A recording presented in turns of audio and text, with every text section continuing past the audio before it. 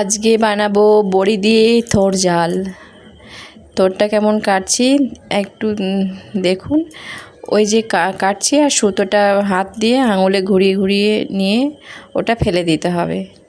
দিয়ে আমি একটা বাটিতে জল নিয়েছি, সেই বাটিতে জলের মধ্যে রেখে দিয়ে তার কালো কষটা চলে যাবে, তারপরে আমি কুচিয়ে নেব। আমি একটু দেখিয়ে দিলাম, যদি আপনারা এরকম করে করেন তাহলে খুব ভালো হবে। আমি এরকম কেটে নিয়েছি, এবার কুচিয়ে নেব। আমি কুচিয়ে ভালো করে ধুয়ে নুন হলুদ মাখিয়ে নিয়েছি, ওর সঙ্গে কিছু আলু দিয়েছি। এবার সর্ষের তেল নিয়েছি, তার মধ্যে কালো জিরে আর শুকনো লঙ্কা দিয়েছি। এবার আমি আলু আর থোড়টা ভেজে নেব ভালো করে। আমি এবার ভেজে নিচ্ছি, ঢাকা দিয়ে ভাজবো। ওই থোড়ের জলের মধ্যে এটা ভাজা হয়ে যাবে, একদম আমি জল দেব না। আবার ঢাকা দিয়ে দেবো। আর আমি জিরে বাটা, কাঁচা লঙ্কা আর আদা বাটা দিয়ে দিয়েছি।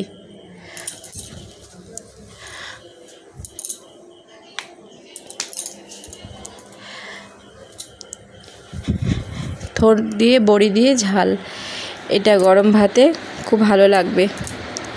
যারা থোড় খেতে চায় না তারাও খাবে। নুন মাখানো ছিল, লবণ দিইনি, আর এটা অল্প একটু চিনি দিলাম স্বাদের জন্যে।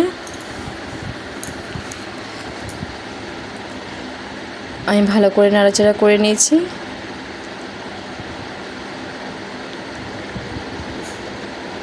এটা আমার সেদ্ধ হয়ে গেছে, এবার নামিয়ে নিয়েছি। আর বড়িটা আমি ভেজে নিচ্ছি।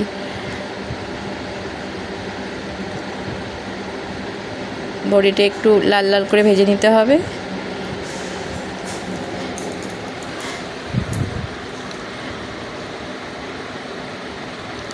বড়িটা আমার লাল লাল করে ভাজা হয়ে গেছে। এই রান্নাটা বেশিক্ষণ লাগবে না, চট জলদি 5 মিনিটের মধ্যে হয়ে যাবে।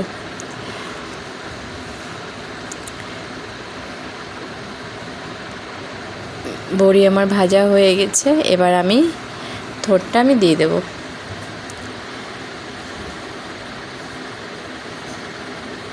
এরকম করে লাল লাল করে ভাজলে মানে অপূর্ব টেস্ট লাগবে, খেতে খুব ভালো লাগবে। এবার থোড়টা ওর সঙ্গে দিয়ে দিচ্ছি। একটু বড়িটা আমি ভেঙে নেব আর একটু নাড়াচাড়া করে নেব। আমার রান্নাটা প্রায় হয়ে এসেছে, এবার আমি নামিয়ে নেব একটা পাত্রের মধ্যে।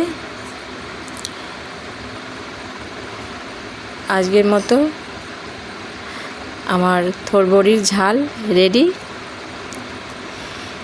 আবার চলে আসবো আমি নতুন নতুন রেসিপি নিয়ে। ঘরোয়া রান্না, একদম ঘরোয়া। আজকের মতো বিদায় নিচ্ছি, বাই, সমাপ্ত।